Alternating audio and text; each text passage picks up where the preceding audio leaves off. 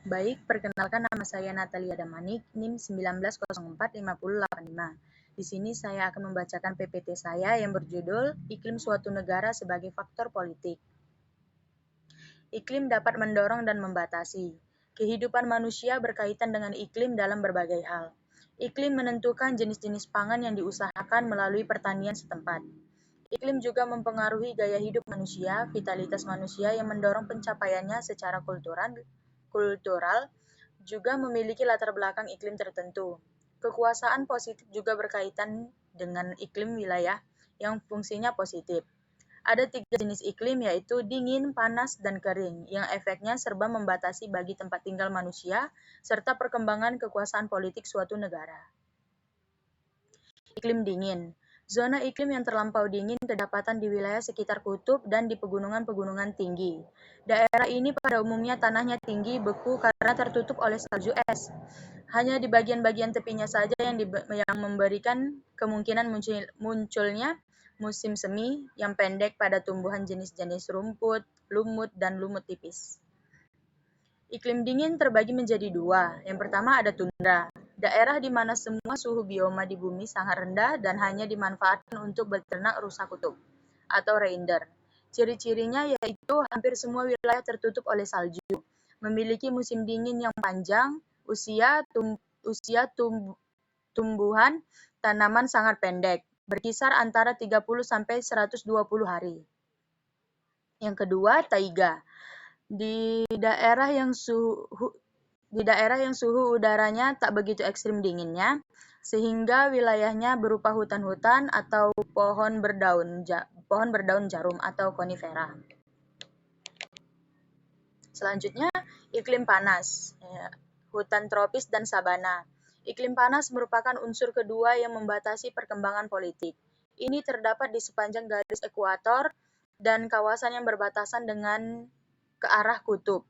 Jika wilayah beriklim panas jenis tropika ini dibagi menjadi 2, maka dasarnya bukan karena tinggi atau rendahnya suatu suhu yang bersangkutan, tetapi berdasarkan ada atau tidaknya musim yang kering. Yang pertama, tropis. Iklim yang ada pada garis khatulistiwa dan selalu mengalami 2 musim, yaitu musim kemarau dan musim hujan, mendapatkan sinar matahari yang rata setiap tahunnya. Yang kedua ada sabana. Iklim sabana sebenarnya sama dengan iklim negara tropis yang lainnya. Hanya saja di sini tidak ada kota atau daerah yang beriklim saban.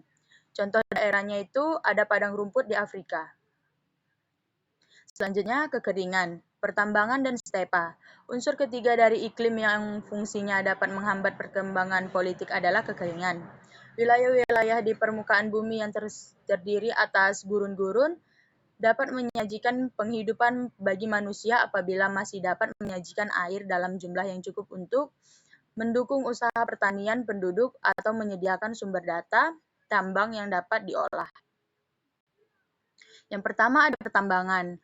Wilayah-wilayah gurun yang ada bahan tambangnya dengan hasil yang banyak dapat melahirkan kekuasaan politik pula.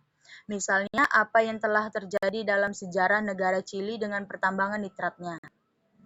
Yang kedua, stepa. Stepa merupakan bagian kedua dari wilayah beriklim kering atau semi-arid. Dalam sejarahnya, kondisi iklim ini melahirkan penduduk nomadok yang serba positif mentalitasnya, serta jasmaninya dan mampu menggerakkan munculnya kekuasaan penting setempat dan wilayah sekitarnya yang jauh. Iklim yang cocok. Suatu tipe iklim yang baru dapat dipandang cocok bagi kemajuan umat manusia apabila manusia telah mampu hidup layak dan kerasan dalam kondisi iklim yang bersangkutan. Wilayah yang paling cocok beriklim sedang yang basah atau wet intermediate climate. Ini masih terbagi lagi atas 2 bagian, wilayah lintang tengahan atau middle latitude yang suhunya serba sejuk dan terjadi perubahan-perubahan musiman dan badai-badai siklonok. Dan kedua wilayah lintang rendahan dan dataran-dataran tinggi. Contohnya berbagai republik di benua Amerika Selatan dan Ethiopia di wilayah Afrika memperlihatkan pertambangan politiknya sebagai akibat dari lokasi di low latitude. Selanjutnya ada homogenitas lawan kompleksitas. Secara umum dapat dikatakan bahwa homogenitas iklim menggantungkan bagi kesatuan politik suatu nasion. Tetapi sebaliknya heterogenesis dalam hal iklim apalagi yang terlalu ekstrim dapat menciptakan desintegrasi politik di suatu negara. Iklim dan peperangan. Iklim mempengaruhi kemampuan negara untuk melakukan peperangan. Karena hal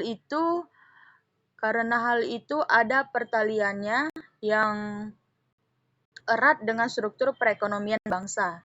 Peperangan yang modern pasti memperhitungkan berbagai kebutuhan seperti peningkatan produksi pangan, tekstil, peralatan militer, serta kebutuhan lainnya. Climatic timing. Iklim dalam persebarannya serta bervariasi permusimannya sepanjang tahun besar pengaruhnya atas sukses atau gagalnya peperangan baik bagi pihak penyerbu maupun pihak yang mempertahankan negaranya. Terima kasih.